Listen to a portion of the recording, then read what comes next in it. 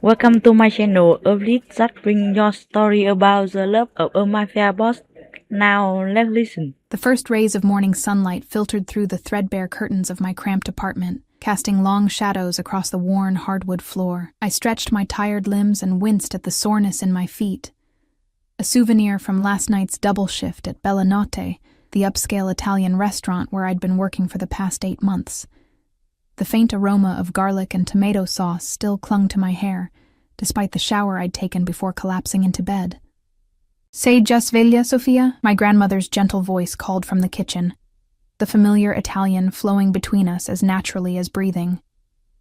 "Hai dormito bene? Sì, nonna," I replied, though it wasn't entirely true.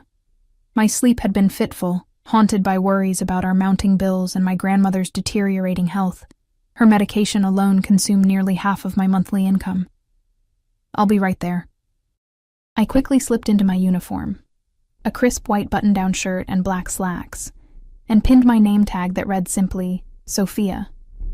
The mirror reflected a pale face with dark circles under hazel eyes, framed by unruly chestnut hair I hastily pulled back into a neat bun. Nothing remarkable, nothing that would turn heads or command attention. Just ordinary Sophia Russo, invisible to most of the world except when holding a notepad and reciting the day's specials. Nonna was waiting with a small espresso and a slice of homemade focaccia, her arthritic hands trembling slightly as she pushed the plate toward me. "Mangia, piccola mia, you need your strength." "Grazie, Nonna." I kissed her weathered cheek, breathing in the familiar scent of lavender and rosemary that always surrounded her. "I might be late tonight. Mr. Gallo mentioned a private event in the back room." Her eyes clouded with worry. "Be careful, Sophia. I don't like these late nights." I forced a reassuring smile. "It's just rich people eating overpriced pasta, Nonna. Nothing to worry about." If only I had known how wrong I was. Bella Notte was unusually quiet when I arrived, the normal bustle of the kitchen staff replaced by a tense hush. Maria, one of the other waitresses, practically pulled me into the storage room the moment I walked through the back door. "Dio mio, Sophia," she whispered, her eyes wide. "Do you know who's coming tonight?" I shook my head, slipping off my worn jacket and reaching for my apron. "Dante Ricci." The name hung in the air between us, heavy with unspoken implications. My hands froze on the apron strings. "The Dante Ricci? The one who owns half of Northside?" Maria nodded vigorously, and probably the other half unofficially. "Marco says the kitchen's been prepping since dawn. Special menu, special wine, special everything." A cold knot of anxiety formed in my stomach. Everyone in the city knew the Ricci name, though it was rarely spoken above a whisper. Legitimate businessman on paper, with investments spanning real estate, import-export, and high-end restaurants like Bella Notte. But the whispers told a different story. One of protection rackets, smuggled goods, and rivals who mysteriously disappeared after crossing him. "Why is he coming here?" I asked, smoothing down my shirt with trembling hands. "Doesn't he have his own restaurants?" Maria shrugged. "Apparently he's meeting someone important. Mr. Gallo assigned Antonio to their table, of course." She rolled her eyes. Antonio was the most experienced server, the one who handled all the VIPs and collected the generous tips that came with them. Relief flooded through me. At least I wouldn't have to serve him. I could stay in my section near the kitchen, far from whatever business Dante Ricci had at Bella Notte tonight. The evening progressed normally at first. I moved between my tables with practiced efficiency, reciting specials in either English or Italian depending on the customer's preferences. The familiar rhythm of service: take order, deliver drinks, bring food, check satisfaction, clear plates, present bill, kept my mind occupied and my anxiety at bay, until Mr. Gallo appeared at my elbow as I was entering an order into the system, his forehead shiny with sweat. "Sophia," he said, his voice strained. "Antonio called in sick, food poisoning." I blinked at him, not yet comprehending what this meant for me. "I need you to take the private dining room." The words landed like stones in the pit of my stomach. They specifically requested an Italian-speaking server, and you're the only one besides Antonio who's fluent. "But Mr. Gallo, I've never handled the private room before," I protested weakly. "Surely Maria or Their Italian isn't good enough, he cut me off. Besides, Signor Ricci and his guests have already been waiting for 10 minutes. He straightened my collar with jittery hands. Just be professional, attentive but not hovering. And for God's sake, don't eavesdrop or stare. Before I could form another objection, he was guiding me toward the private dining room at the back of the restaurant, a secluded space reserved for those willing to pay for absolute privacy. My heart hammered against my ribs, and I could feel beads of sweat forming at my hairline, despite the restaurant's aggressive air conditioning. "Remember," Mr. Gallo murmured as we reached the heavy oak door, "they're just customers. Very important, very generous customers." He knocked once, then pushed the door open, ushering me inside with a hand at the small of my back. The private dining room was dimly lit, with a single crystal chandelier casting a warm glow over the long mahogany table. 5 men were seated around it, their conversation dropping to silence as we entered. 4 of them were clearly guards or associates, broad-shouldered men in dark suits who assessed me with cold, calculating eyes before dismissing me as no threat. But it was the 5th man who commanded the room, who seemed to pull all the light and air toward him, like a black hole bending the fabric of space. Dante Ricci didn't look like the monster from the whispered stories. He was younger than I expected, perhaps in his early 30s, with sharp, aristocratic features and olive skin. His suit was clearly bespoke, the charcoal fabric draping perfectly over his broad shoulders. Dark hair, just long enough to show a hint of wave, was swept back from a face that might have belonged on a Renaissance painting, rather than a man rumored to have ordered countless deaths.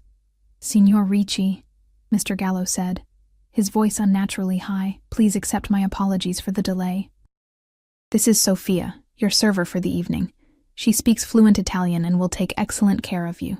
Those dark eyes shifted to me, and I felt a physical jolt as his gaze locked with mine, assessing, penetrating, seeing far more than I wanted anyone to see.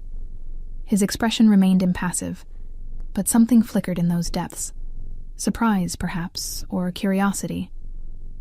"Buonasera, Signor Ricci," I managed, proud that my voice remained steady despite the tremor in my hands, which I concealed by clasping them behind my back. "Sono Sofia. Sarò la vostra cameriera stasera. Posso offrirvi qualcosa da bere?" A hint of a smile touched his lips. Not warm, exactly, but approving.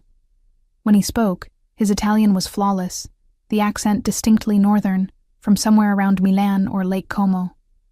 "Un piacere, Sofia.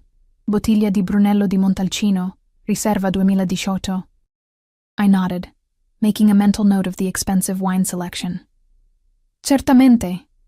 E per l'acqua? Naturale o frizzante?" "Frizzante," he replied, still watching me with that unnervingly intense gaze. The other men around the table remained silent, deferring completely to him.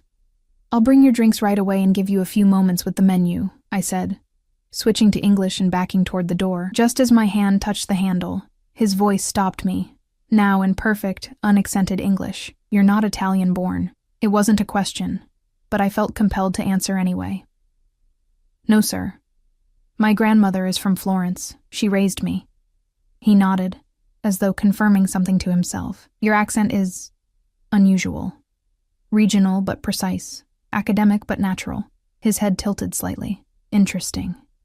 The word hung in the air between us, laden with implications I couldn't decipher. I mumbled something about checking on their wine and escaped, my heart thundering in my chest as though I'd narrowly avoided a predator.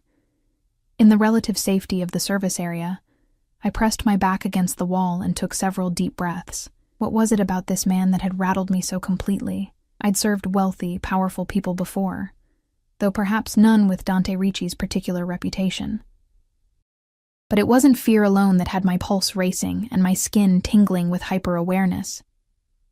It was the way he had looked at me, really looked, when most people's eyes slid over me as if I were part of the furniture. It was the focused attention, like I was a puzzle he found worthy of solving. I gathered the requested drinks with mechanical precision, the sparkling water in crystal glasses, the wine selected from our temperature-controlled cabinet and decanted with careful hands. By the time I returned to the private room, I had composed myself. I was just a waitress doing her job, invisible but efficient, nothing more. Or so I thought, As the evening progressed, I moved in and out of the private dining room with practiced grace, serving each course of the elaborate meal with minimal interruption to their conversation, which switched fluidly between English and Italian. I kept my eyes downcast, my expression neutral, but I couldn't help noticing how the conversation would often pause when I entered, resuming only after I'd left. And I couldn't help noticing how Dante Ricci's eyes followed me, not with the leering appraisal I occasionally endured from certain customers, but with something more complex.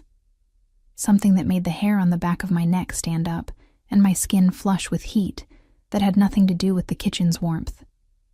During the dessert course, a delicate panna cotta with fresh berries, disaster struck. As I leaned between two of the bodyguards to place Dante's dessert before him, one of the men shifted suddenly, bumping my arm. The dessert tilted, then slid from the plate entirely, landing with a soft splat directly onto Dante Ricci's pristine white shirt and charcoal tie. Time seemed to freeze. The room fell silent, the atmosphere instantly charged with tension. The man who had bumped me went pale, stammering apologies in rapid Italian. I stood paralyzed, the empty plate still in my hand, horror washing over me in a cold wave. Mi dispiace tantissimo, signor Ricci, I gasped, grabbing a napkin and instinctively reaching toward the mess. I'm so sorry. I'll get something to clean. His hand caught my wrist before I could touch him. The grip firm, but not painful. Our eyes met, and for a terrifying moment I saw something dangerous flash in those dark depths. Then, to my astonishment, his expression softened almost imperceptibly. It was an accident, he said, his voice low and controlled. He released my wrist and turned to the man beside him, who was still apologizing profusely. Carlo, enough, it's just dessert. But the atmosphere remained tense, the other men watching me with a mixture of pity and wariness, as though I had unwittingly signed my own death warrant. I backed away, mumbling more apologies, and fled to the kitchen to fetch cleaning supplies and report the disaster to Mr. Gallo. My boss's face drained of color when I told him what had happened. Go back immediately, he ordered, thrusting a clean napkin and club soda into my hands. Offer to pay for dry cleaning whatever he wants. And pray he's in a forgiving mood. When I returned to the private room, Dante had removed his tie and was dabbing at the stain with a napkin. He looked up as I entered, those dark eyes unreadable. Signor Ricci, I began, my voice barely above a whisper. Please allow me to help clean your shirt. And I insist on paying for your dry cleaning. I'm so terribly sorry about this. To my surprise, he actually smiled, a small, tight expression that didn't quite reach his eyes. The tie is ruined, but the shirt will survive. It was an accident, as I said. I approached cautiously and offered the club soda and clean napkin. As he took them from me, our fingers brushed, and an inexplicable current seemed to pass between us, making me jerk back slightly. His eyes narrowed, noticing my reaction. You're afraid of me, he stated matter-of-factly. I swallowed hard, unsure how to respond. Denying it would be an obvious lie, but admitting it seemed dangerous too. I respect your position, sir, I finally managed. Something like amusement flickered across his face. A diplomatic answer. He gestured to the dessert mess. Perhaps you could bring me another? I find I was looking forward to it. Of course. Right away. I quickly cleaned up the spilled dessert and retreated to the kitchen, my mind racing. When I returned with a fresh panna cotta, the men had resumed their conversation, though it felt more subdued than before. I placed the dessert carefully before Dante, taking extra care to avoid another accident. Grazie, Sofia, he said, my name rolling off his tongue in a way that sent an involuntary shiver down my spine. Prego, Signor Ricci. Will there be anything else? He considered me for a moment, then said something that changed the course of my life forever. What time do you finish work tonight? The question hung in the air between us. Unexpected and loaded with implications I wasn't ready to face. My mouth went dry, and I could feel the weight of every pair of eyes in the room on me. The bodyguards exchanged glances, their expressions ranging from surprise to veiled amusement. My voice caught, and I cleared my throat. I finish at 11, sir. Dante nodded, as if confirming something to himself. I'll have my driver waiting. It wasn't a request or even an invitation. It was a statement of fact, delivered with absolute certainty that it would be accepted without question. Panic flared in my chest. "That's very kind, but I couldn't possibly." "It's late." He cut me off smoothly, his tone gentle but brooking no argument. "And I believe you mentioned to your colleague earlier that you live in Westridge. It's not safe for a woman alone at that hour." My blood ran cold. Westridge was indeed my neighborhood, but I hadn't mentioned it tonight, not to anyone. The implication was clear. He already knew things about me, had perhaps been watching me even before this evening. "I'd take the bus," I said weakly, a last feeble attempt at resistance. His expression darkened slightly. "No, you won't." 3 simple words, spoken softly but with such authority that they seemed to reshape reality around us. "I insist, Sophia. Consider it an apology for my associate's carelessness with your dessert tray." One of the bodyguards, Carlo, the one who had bumped me, shifted uncomfortably in his seat. Dante didn't look at him, but the man's discomfort deepened, as if he could feel his boss's displeasure like a physical weight. Thank you.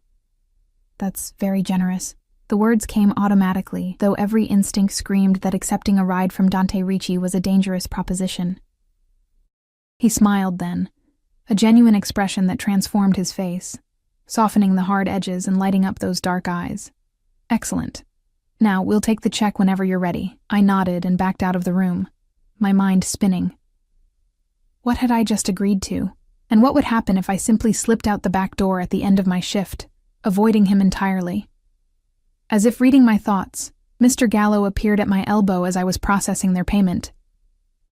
"Signor Ricci has added a generous tip," he informed me, eyes wide as he looked at the amount, "and he's asked me to ensure you don't leave without speaking to him." My hands trembled as I counted out the register. "Mr. Gallo, I don't think—" "Sophia." His voice dropped to a whisper. "Whatever he wants, it would be unwise to refuse. Men like Dante Ricci aren't accustomed to hearing no." He squeezed my shoulder. "Just be polite, accept the ride, and thank him." It's probably just a wealthy man being gallant, but we both knew it wasn't that simple. Men like Dante Ricci didn't offer rides to waitresses out of mere gallantry. The remainder of my shift passed in a blur of anxiety. I moved mechanically between tables, taking orders and delivering food, but my mind was elsewhere, calculating risks, weighing options, and always circling back to the same conclusion. I had no real choice but to accept the ride.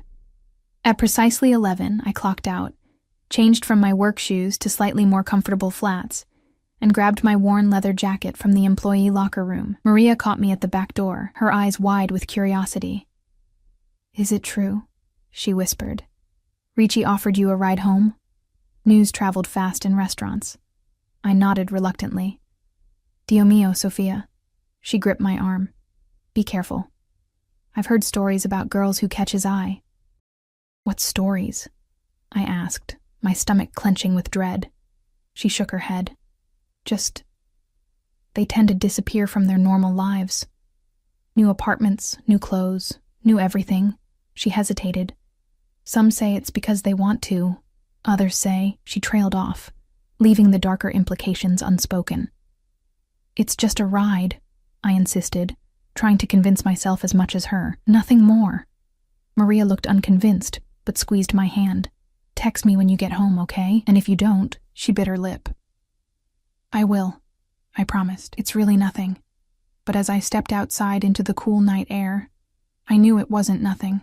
A sleek black Bentley idled at the curb, its windows tinted to near opacity. As I approached, the rear door swung open, revealing Dante Ricci seated in the luxurious interior, his phone in one hand, his expression unreadable in the dim light. "Sophia," he said, my name rolling off his tongue like something precious. "Please, join me." I hesitated for just a heartbeat before sliding into the seat beside him, the door closing with a soft thud that sounded eerily final to my heightened senses. The interior smelled of expensive leather and his cologne, something subtle and masculine, with notes of sandalwood and amber. I sat rigidly, my purse clutched in my lap, acutely aware of his presence beside me. "Your address?" he asked, one eyebrow raised. I gave it to him, and he relayed it to the driver. A broad-shouldered man whose eyes I briefly met in the rearview mirror before he nodded and pulled away from the curb. "You're uncomfortable," Dante observed after a moment of silence, his tone conversational. I swallowed hard. "I'm not accustomed to riding in vehicles like this," I said carefully. He smiled, a small, knowing expression. "That's not why you're uncomfortable, Sophia. You're afraid of me." The directness caught me off guard. "I don't know you," I replied, trying to keep my voice steady. "Yet you fear me." It wasn't a question. "Because of things you've heard, I assume." I remained silent, unsure how to respond without putting myself in danger. He sighed, leaning back against the seat. "Most of what you've heard is likely true," he said, surprising me with his frankness. "I am not a good man, by conventional standards, but I do have principles." He turned toward me, his dark eyes reflecting the passing streetlights. "I never harm innocent women." The qualification, innocent women, sent a chill down my spine. What happened to the ones he deemed not innocent? "I don't mean to offend you," I said softly. "It's just unexpected, this situation. Because men like me don't notice women like you." There was an edge to his voice now, a hint of something dangerous, because powerful men rarely notice invisible people unless they need something from them, I clarified, surprising myself with my boldness. His expression shifted, surprise and something like respect flickering across his features. "You think yourself invisible?" I glanced down at my simple clothes, my unadorned hands. "I am. To most people. Not to me." The words hung between us, heavy with meaning. "You're Italian." It caught my attention first. Most American-born speakers have a certain academic quality to their accent. "Yours sounds like home." He studied me. "But it was your eyes that truly caught my interest. They reveal everything you try to hide." My pulse quickened. "And what do they reveal, Signor Ricci? Intelligence? Determination? Resilience?" He paused. "And a profound sadness." I looked away, unnerved by how accurately he had read me. "You're very observant. In my position, observation is survival." The car slowed as we approached my neighborhood, a far cry from wherever Dante Ricci called home, with its modest apartment buildings and small convenience stores still open despite the late hour. "You live with your grandmother, yes? The one from Florence." I nodded, wondering again how much he already knew about me. "She raised me after my parents died." "I'm sorry for your loss," he said, sounding genuinely sympathetic. "Family is everything." "It is," I agreed, thinking of Nonna and her mounting medical bills. The reason I worked double shifts and still barely made ends meet. The car pulled up in front of my building, a 3-story walk-up that had seen better days. I reached for the door handle, eager to escape the confining intimacy of the back seat. "Sophia." His voice stopped me. "I have a proposition for you." My hand froze on the handle, my heart suddenly pounding. "A proposition? Not that kind," he said, a hint of amusement in his voice. "Though I won't pretend I find you anything less than captivating." He reached into his jacket and pulled out a business card, handing it to me. "I'm hosting a private dinner at my home this weekend. Several important associates from Italy will be there. I need someone who speaks the language flawlessly to assist with service and translation." I took the card cautiously, feeling the weight of the heavy cardstock between my fingers. "You have staff for that, surely." "I do, but none with your particular skill." He named a figure for a single evening's work that made my eyes widen. "More than I earned in 2 weeks at Bellinota." "Your grandmother's medication is expensive, isn't it?" The reference to Nonna's health situation confirmed my suspicions that he had been investigating me, perhaps for longer than just today. I should have been terrified, but instead, I felt a strange calm settle over me. He was offering a solution to my most pressing problem, even if it came with strings I couldn't yet see. "Why me?" I asked. "There must be professional translators. They lack your authenticity, your understanding of the nuances." His gaze was intense, focused entirely on me. "And they aren't you." The last words hung between us, charged with unspoken meaning. This wasn't just about my language skills, and we both knew it. "I'll consider it," I said finally, slipping the card into my jacket pocket. "The address and details are on the card. Saturday, 7 p.m. He spoke as if my acceptance was already assured. My driver will collect you at 6. I nodded and opened the door, stepping out into the night air that suddenly felt fresh and freeing after the heady atmosphere of the car. Before closing the door, I leaned down to look at him one more time. Thank you for the ride, Signor Ricci. His expression softened slightly.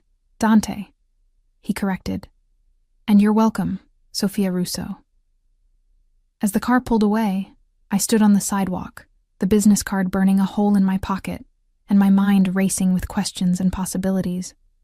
I hadn't given him my last name. Upstairs, Nonna was asleep in her armchair, an Italian soap opera playing softly on the television. I gently woke her and helped her to bed, answering her drowsy questions about my evening with carefully edited responses. Once she was settled, I sat at our small kitchen table and took out Dante's card, running my fingers over the embossed lettering. I knew I should throw it away, call in sick on Saturday, perhaps even look for another job, in another restaurant, far from Bellinata and the dangerous man who had noticed me there. Instead, I placed it carefully in my wallet, already knowing what my answer would be. Saturday arrived too quickly, the intervening days a blur of double shifts at Bellanotte and worried conversations with Nonna, who sensed something had changed despite my attempts to hide it. I told her I'd been offered a private catering job, technically true if incomplete, and that the pay would cover her next 3 months of medication. That detail silenced her concerns. Though I caught her watching me with worried eyes as I prepared for the evening, I stood before the mirror in my small bedroom, assessing my appearance with critical eyes. The black dress I'd chosen was the nicest thing I owned, simple but elegant, with a modest neckline and hem that fell just below my knees, professional enough for service, but a far cry from my usual waitress uniform. I'd spent an hour taming my hair into a sleek chignon and applied minimal makeup to enhance my features without looking overdone. Sei bellissima, Nonna said from the doorway, her eyes misting slightly. So beautiful, like your mother. I swallowed the lump in my throat and kissed her cheek. I won't be late, I promised. And I'll have my phone if you need anything. She patted my hand. This man who hired you, she began cautiously. Is he a good man? The question pierced me with its simplicity and its impossibility. He's a powerful man, I answered honestly, and he's paying very well. Her eyes, clouded with cataracts but still sharp with wisdom, studied my face. Be careful, Nipotina. Power and goodness rarely walk hand in hand. I will, Nonna. I hugged her fragile frame, breathing in her familiar scent. I promise. Exactly at 6, my phone buzzed with a text from an unknown number. Car waiting downstairs. The black Bentley was indeed idling at the curb, the same broad-shouldered driver standing beside it. He nodded respectfully as I approached. Miss Russo, he said, opening the door for me. I had half expected, perhaps half hoped, that Dante would be waiting inside, but the back seat was empty. As we pulled away from my building, I tried to quell the nervous flutter in my stomach. This was just a job, I reminded myself. A well-paying job that would ease our financial burden for months. Nothing more. The city fell away as we drove north, expensive storefronts giving way to gated communities, and eventually to large estates set back from the road. After passing through an imposing security gate, we followed a winding driveway lined with perfectly manicured trees until Dante Ricci's home came into view. Home was an understatement. The sprawling mansion of pale stone gleamed in the early evening light, its facade reminiscent of the grand villas that dotted the Italian countryside. Fountains flanked the circular driveway where several luxury vehicles were already parked, and armed security personnel stood discreetly near each entrance. The driver escorted me to a side door where a stern-faced woman in a tailored suit waited. Miss Russo. She greeted me with a curt nod. I'm Helena, Mr. Ricci's house manager. Follow me. She led me through a maze of hallways, the interior of the mansion even more impressive than its exterior. Old-world elegance blended seamlessly with modern luxury. Priceless art adorned walls of exposed stone, and antique furniture shared space with sleek contemporary pieces. It was like walking through a carefully curated museum, where every object told a story of power and refined taste. Helena stopped before a heavy wooden door. Mr. Ricci wishes to speak with you before the guests arrive. She knocked once, then stepped back. Enter when called. My heart hammered against my ribs as a deep voice responded, Avanti. I pushed open the door to find myself in a wood-paneled study. Bookshelves lined 3 walls from floor to ceiling, their contents appearing well-read rather than merely decorative. A massive desk dominated one side of the room, but Dante wasn't seated behind it. He stood at the window, gazing out at the manicured gardens, a tumbler of amber liquid in one hand. He turned as I entered, and I felt that same jolt of awareness I'd experienced in the restaurant. He wore another impeccably tailored suit, this one a deep navy that emphasized the breadth of his shoulders and the lean strength of his frame. His dark hair was slightly tousled, as if he'd run his hand through it repeatedly, and the fading sunlight cast his sharp features in dramatic relief. Sophia. My name on his lips still sent an involuntary shiver down my spine. You look lovely. Thank you, I replied, remaining near the door, uncertain of the protocol for this strange arrangement. I hope I'm dressed appropriately for the evening. He approached, stopping a few feet away, close enough that I could smell his cologne, but not so close as to make me uncomfortable. Perfect, as I expected. His eyes moved over me with an appreciation that was admiring, rather than leering. Would you like a drink before I explain tonight's arrangements? I shook my head. I should keep a clear head if I'm working. Something like approval flickered in his expression. Sensible. Though this won't be quite the service position you're accustomed to. He gestured to a pair of leather armchairs near the fireplace. Please, sit for a moment. I perched on the edge of the chair, my back straight, hands folded in my lap. He sat across from me, setting his drink aside and leaning forward slightly. Tonight's dinner is primarily business, but conducted as pleasure, he explained. 6 guests, all Italian, all men with significant influence in various enterprises. They expect a certain level of accommodation. I understand, I said carefully. You want me to serve and translate when needed. He shook his head slightly. I want you to dine with us. My confusion must have shown on my face because he continued. These men respect power, family, and tradition. In their eyes, a man who handles his own service is either too poor to afford staff or too insignificant to warrant them. But a beautiful, intelligent woman who speaks their language fluently? His lips curved in a slight smile. That's an asset they'll respect. You want me to pretend to be, what, your girlfriend? I asked, heat rising to my cheeks. Nothing so defined, he replied smoothly. My guest. Nothing more will be stated or implied. He studied my reaction. Does that make you uncomfortable? It should have. Every warning bell in my head was ringing, yet I found myself considering it. Will I still be paid the amount we discussed? Of course. This changes nothing about our financial arrangement. He reached for his drink, taking a small sip. I'm merely asking you to sit at my table, rather than stand beside it. I considered for a moment. I'm not sure I understand why you need me for this role. Surely there are women in your circle who could— Women in my circle, he interrupted, a hint of derision in his tone, tend to be decorative rather than substantive. They speak of designer labels and luxury vacations, not literature or history or art.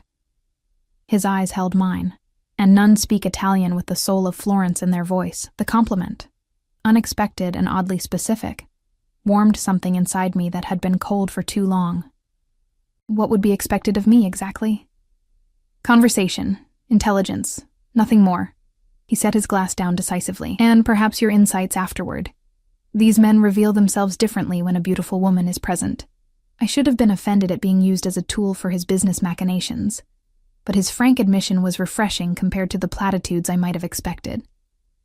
All right, I agreed finally. But I have conditions. One eyebrow arched in surprise. Clearly, Dante Ricci wasn't accustomed to conditions being placed on his offers. I'm listening.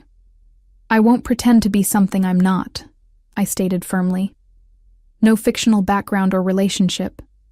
If asked, I tell the truth about who I am and what I do. He nodded slowly. Acceptable. Though perhaps omit the financial arrangements of tonight, of course. I straightened my shoulders, and I leave when the dinner concludes. No additional expectations. A flash of something, anger, amusement, crossed his face. I told you before, Sophia, I don't harm innocent women, nor do I pay for companionship. His voice had taken on that dangerous edge again. Is that clear enough? I nodded, feeling both relieved and oddly disappointed. Then we understand each other. I doubt that very much, he murmured, rising from his chair. But we have an agreement. He offered his hand to help me up, and I took it after only a moment's hesitation. His fingers were warm and strong around mine, the contact sending an unexpected thrill through my body. He held on a fraction longer than necessary before releasing me. The guests will arrive in 30 minutes, he said, his tone shifting to something more businesslike. Helena will show you to the dining room and explain the seating arrangement. He paused, his eyes holding mine. Thank you, Sophia. I appreciate your adaptability. As promised, Helena appeared moments after I left Dante's study, guiding me through more opulent hallways to a formal dining room that took my breath away. The table could have seated 20, but was set for 8, with fine china, crystal, and silver that probably cost more than a year's rent on our apartment.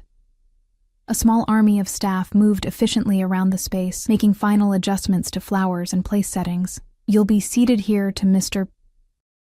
Ricci's right, Helena informed me, indicating a place card with my name written in elegant calligraphy. The guest of honor, Mr. Vannucci, will be on his left.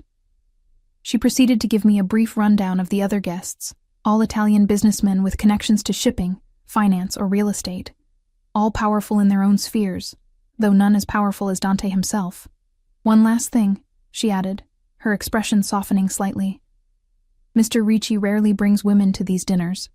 You'll be observed, evaluated. I understand, I replied, though I wasn't sure I did. Not fully.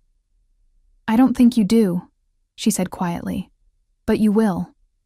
Before I could ask what she meant, the first car arrived, and everything was set in motion. Dante appeared at my side as if conjured, his hand coming to rest lightly at the small of my back as he guided me to the foyer to greet his guests.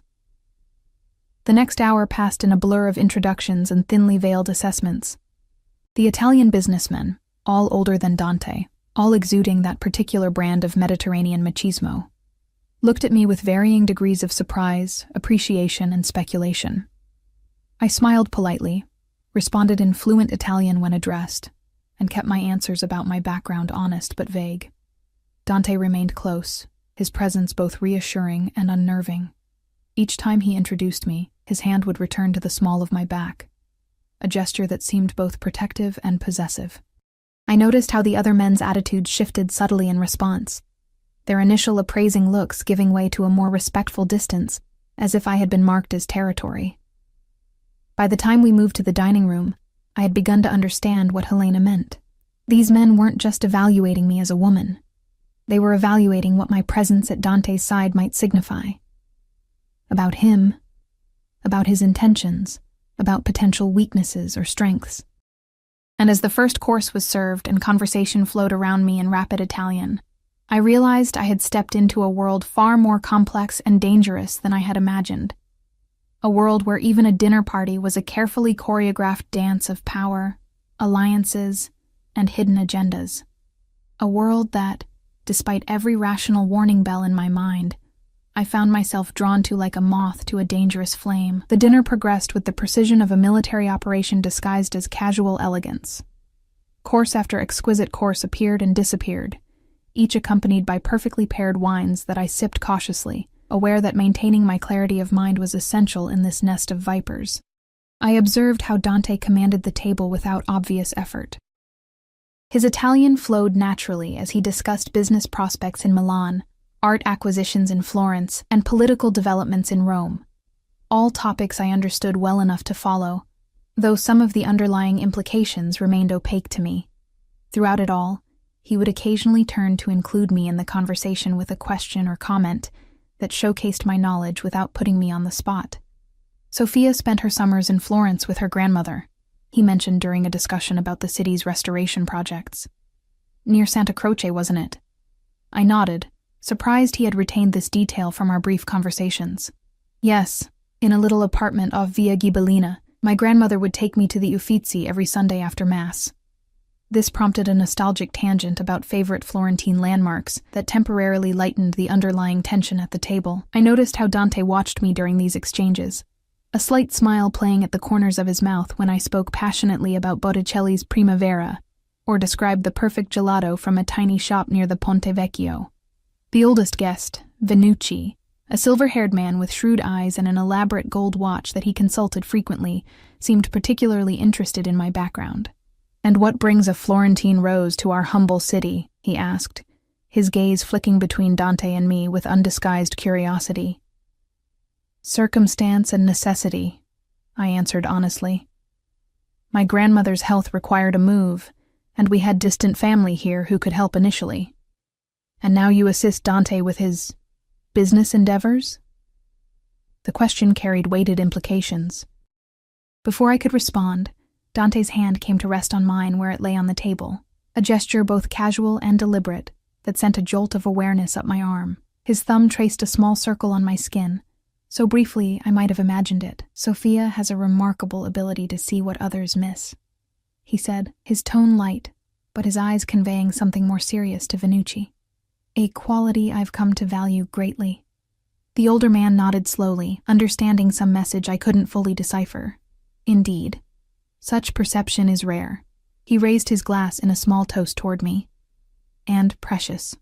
As the dinner moved into its final courses, I became increasingly aware of the currents flowing beneath the seemingly mundane conversation. Business discussions veiled in metaphor, alliances formed and tested through casual mentions of shared acquaintances, subtle warnings delivered in anecdotes about unfortunate ends met by unnamed associates.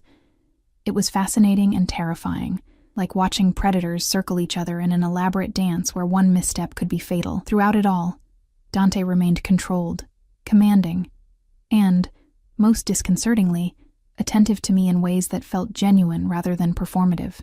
When I shivered slightly as the air conditioning cycled on, he immediately noticed and signaled to a staff member who appeared with a fine cashmere wrap for my shoulders. When the conversation ventured into territory clearly meant to exclude me, crude jokes and references to entertainment procured during past business trips, he smoothly redirected it with a few choice words that made it clear such topics were unwelcome in my presence. By the time dessert was served, a delicate tiramisu that momentarily transported me to my grandmother's kitchen, I had gained a new understanding of the man seated beside me. Dante Ricci was dangerous, yes, and capable of violence and ruthlessness I could only imagine. But he also possessed a code, principles that governed his actions and shaped the world around him. He commanded respect not merely through fear, but through a complex alchemy of intimidation, intelligence, and what could almost be called honor. And most disturbing of all, I found myself drawn to him, not despite the danger he represented, but in some confused, primal way, because of it. After dessert, Dante suggested the men retire to the terrace for cigars and cognac. As they rose from the table, he turned to me. "Would you prefer to join us or take coffee in the library? Helena can show you." The choice itself was significant, offering me an escape from the masculine ritual to follow while making it clear I was welcome to join if I wished. "The library, I think," I replied, sensing that the men might speak more freely without my presence, which would give Dante an advantage he clearly sought. "If you don't mind." "Of course." His fingers brushed my shoulder as he helped adjust the wrap around me, a fleeting touch that nonetheless left my skin tingling. "I'll join you when our guests depart." The library proved to be my idea of heaven. A vast, 2-story room with rolling ladders to access upper shelves, comfortable reading nooks, and volumes in multiple languages arranged by subject rather than mere aesthetics. Helena brought coffee on a silver tray, then discreetly withdrew, leaving me alone in this sanctuary of knowledge. I moved slowly along the shelves, trailing my fingers across leather spines and cloth bindings, breathing in the comforting scent of paper and ink. Many of the books were first editions or rare prints, their value immeasurable to collectors. I carefully selected a volume of Dante Alighieri's works, an irony not lost on me, and settled into a deep armchair near the fireplace, where flames crackled softly. I lost track of time as I immersed myself in the familiar rhythm of the poetry, the words transporting me far from this mansion and its dangerous owner. When the library door opened, I started, looking up to find Dante watching me from the threshold, his expression unreadable. "The Divine Comedy," he noted, approaching with silent steps. "A fitting choice." I closed the book carefully. "Are your guests gone?" "All but Venucci. He's taking a call in my study." He lowered himself into the chair opposite mine, loosening his tie with one hand, the gesture oddly intimate. "Did you find everything comfortable here?" "It's a beautiful room," I said sincerely. "Your collection is impressive. Many were my father's. Others I've acquired over the years." He studied me for a moment. "You did well tonight. Better than well." "Thank you." I set the book aside. "Did I serve your purpose, whatever it was?" A smile touched his lips, direct as always. "Yes, you did." He leaned back in the chair, his posture relaxing slightly. "Venucci controls several shipping lanes I need access to. He's traditional, old-school Sicilian. Values family, loyalty, culture. A man who speaks 4 languages but trusts only those who speak his mother tongue. And my presence demonstrated what? That you appreciate the same things? That, and more." His dark eyes held mine. It showed I can recognize value beyond the obvious, intelligence beyond ambition, beauty beyond display. The compliments delivered in his matter-of-fact tone warmed me despite my determination to remain detached. "I'm glad I could help then." "He asked about you," Dante continued, watching my reaction closely. "After you left." My pulse quickened. "What did he ask?" "Whether you were under my protection." The phrase carried weight beyond its simple words. A status, a designation in his world that meant far more than casual association. "And what did you tell him?" I asked, my mouth suddenly dry. Dante's gaze was steady, unwavering. I told him yes. The single word hung between us, laden with implications I wasn't sure I fully understood, or wanted to. "I didn't ask for your protection," I said finally. "No, you didn't." He leaned forward slightly. "But in my world, Sophia, there are rarely neutral positions. One is either protected or vulnerable. And I find I cannot bear the thought of you being vulnerable." I swallowed hard, trying to process what he was saying. "What does that mean exactly, this protection?" "It means no one in my organization or sphere of influence will harm you. It means certain privileges and considerations." His voice dropped slightly. "It also means association with me, with all the benefits and complications that entails." "And what do you expect in return?" I asked, the practical question slipping out before I could soften it. Rather than being offended, he seemed to appreciate my directness. "Initially, nothing beyond what you've already given tonight. Your presence, your insight." He paused. "Perhaps in time, your trust. Trust is earned," I said quietly. "Yes, it is." He rose from the chair in a fluid motion and extended his hand to me. "Come. I should get you home to your grandmother. It's late." I placed my hand in his, allowing him to help me to my feet. We stood close for a moment, too close, his cologne enveloping me, his warmth radiating in the space between us. I looked up to find his eyes darker than before, intent on my face with an expression that made my breath catch. "Dante," a voice called from the doorway, breaking the moment. Venucci stood there, his phone still in hand, eyes moving between us with knowing assessment. "Forgive the interruption. My car has arrived." Dante stepped back smoothly, though his hand remained at the small of my back. "Of course. We'll walk you out." As we moved through the mansion toward the front entrance, Venucci fell into step beside me. "It was a pleasure to meet you, Ms. Russo," he said in Italian.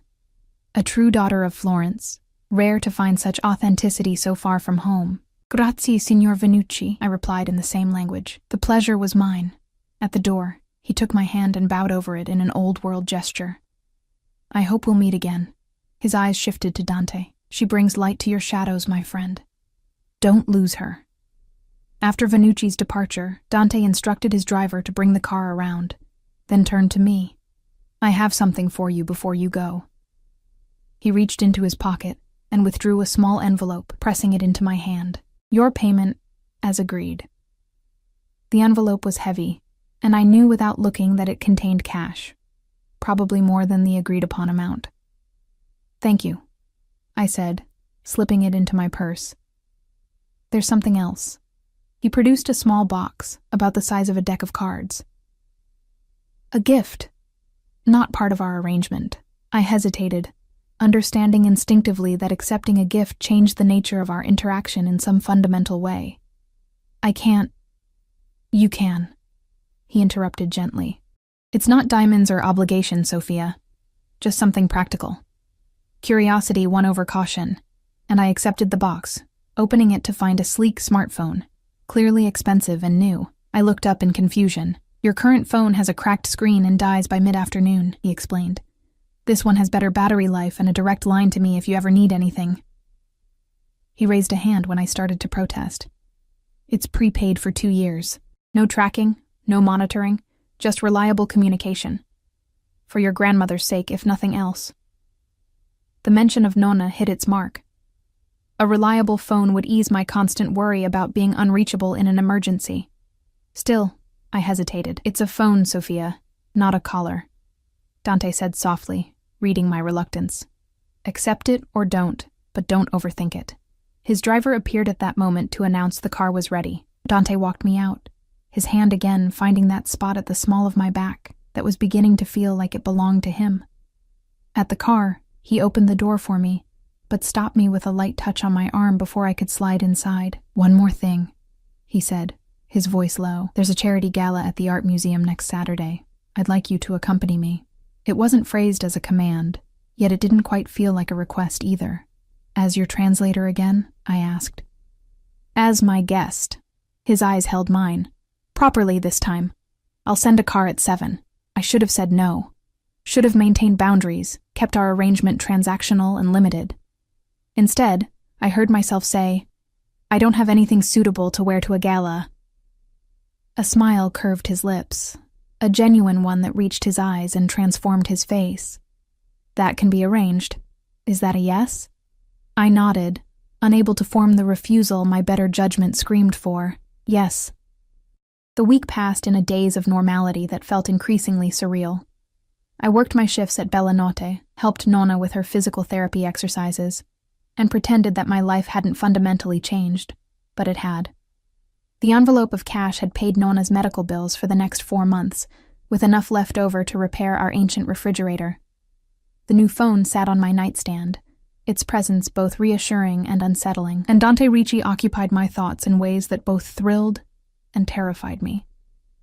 He didn't contact me until Wednesday, when a simple text arrived. Looking forward to Saturday. Car will arrive at 6:30 instead of 7. D. No questions about my welfare, no small talk, no pressure. Just a straightforward communication that somehow left me more intrigued than a dozen flowery messages might have. I replied with a simple, I'll be ready, then spent an embarrassing amount of time wondering if I should have said more. On Thursday, a delivery arrived. A large garment bag from an exclusive boutique I'd never dared enter, accompanied by a sleek box containing shoes and a small clutch purse. The note inside read simply, No pressure to wear these if they don't suit. D. Inside the bag hung a gown that took my breath away. A deep midnight blue that shimmered subtly when it moved, with a classic silhouette that managed to be both elegant and subtly sensual. It was exactly what I would have chosen for myself if I'd had unlimited resources, which was both impressive and slightly unnerving. Nonna watched me hold it against myself in front of the mirror, her expression thoughtful. This man, she said carefully. He's more than an employer, isn't he? I couldn't lie to her. I don't know what he is, Nonna, not exactly. She took my hand, her papery skin cool against mine. I see how your eyes change when you speak of him. Be careful with your heart, Nipotina.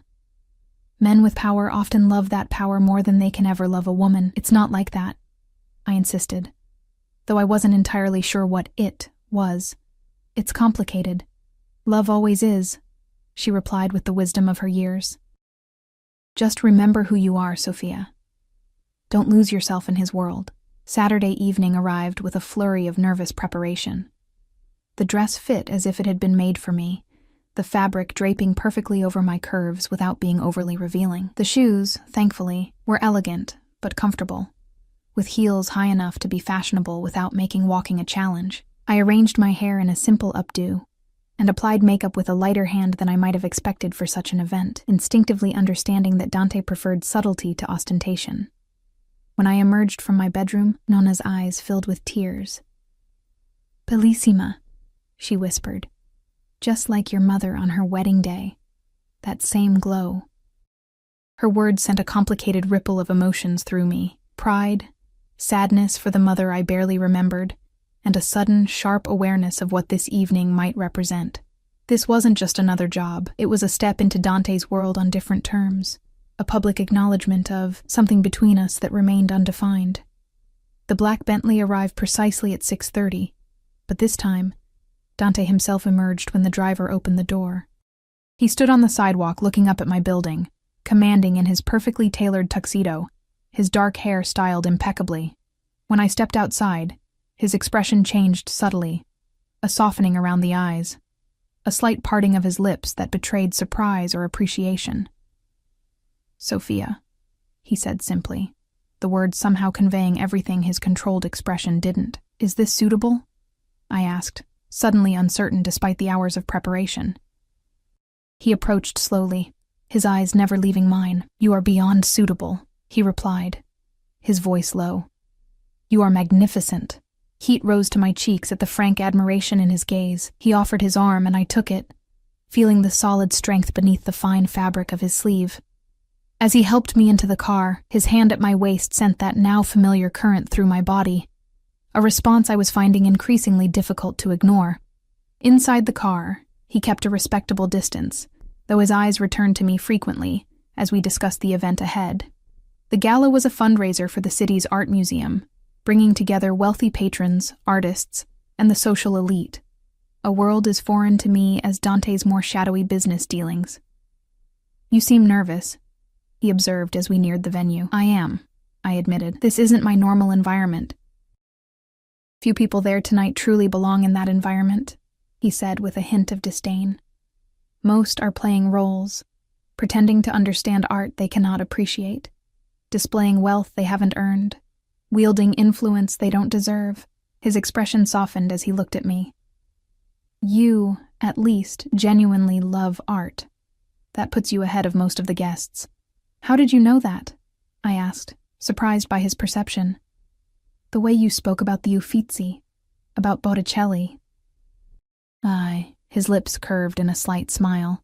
"Your eyes reveal everything, Sophia." As our car joined the line of luxury vehicles approaching the museum's grand entrance, I took a deep breath, centering myself. "What am I to you tonight, Dante? What role am I playing?" He considered me for a long moment, his dark eyes inscrutable. "No role. Just be yourself." He reached across the space between us to take my hand. "And stay close to me." Camera flashes greeted us as we stepped onto the red carpet, though I quickly realized they weren't for us. Or at least not for me. Dante, however, drew attention merely by his presence, with subtle nods of acknowledgement from security personnel and nervous glances from event staff who scrambled to ensure everything was perfect as we passed. Inside, the museum had been transformed into a glittering wonderland. The massive central hall was filled with elegantly dressed guests, the air humming with conversation and quiet music from a string quartet. Waitstaff circulated with champagne and delicate hors d'oeuvres, while spotlighted artwork provided the ostensible focus of the evening. Dante's hand remained at the small of my back as he guided me through the crowd, introducing me simply as Sophia to a carefully selected few people, a curator he seemed to genuinely respect, an elderly art dealer who kissed my hand and spoke to me in rapid Florentine Italian, a city official who couldn't quite hide his nervousness despite his forced smile. I noted how people responded to Dante, with deference, fear, fascination, or some combination of all three. Women watched him with undisguised interest, their gazes often turning speculative or envious when they noted his attentiveness to me. Men either avoided direct eye contact or made too much of it, attempting to project confidence they clearly didn't feel in his presence. We paused before a small Caravaggio, the dramatic chiaroscuro depicting a biblical scene with the painter's characteristic intensity. As we admired it, I felt Dante watching me rather than the masterpiece. "What do you see?" he asked quietly. "Light and darkness fighting for dominance," I replied honestly. The subject caught between them, unable to fully exist in either realm. Something flickered in his expression. Recognition, perhaps, or a kind of revelation. "Yes," he said simply. "Exactly that." As the evening progressed, I began to understand that this wasn't merely a social event for Dante. He moved through the room with purpose, having brief, seemingly casual conversations that I sensed carried significant weight beneath their mundane surfaces.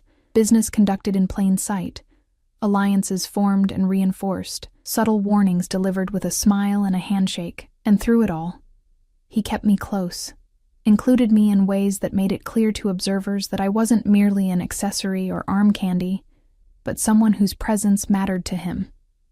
When I spoke, he listened. When I admired a particular artwork, he took the time to appreciate it with me. When my feet began to tire from standing, he found us a quiet alcove with seating, before I had even mentioned my discomfort. It was during one of these moments, seated in a relatively private corner with glasses of champagne, that I finally asked the question that had been building in me all evening. "Why me, Dante? Of all the women you could have brought tonight? Women who already belong in this world. Why choose a waitress who lives in a run-down apartment with her grandmother?" He studied me for a long moment, his expression unreadable. Then he set down his glass and turned to face me fully. "Because you're real," he said finally. "In my world, Sophia, authenticity is the rarest commodity. I am surrounded by people who want something from me. My money, my influence, my protection. People who present carefully constructed facades and tell me what they think I want to hear." His voice dropped lower. "But you... From the moment you spilled dessert on my shirt and looked at me with terror and defiance in those expressive eyes, you have been nothing but genuinely yourself." He reached out, his fingers lightly tracing the line of my jaw in a touch so gentle, it made my breath catch. "Do you know how precious that is? How irresistible?"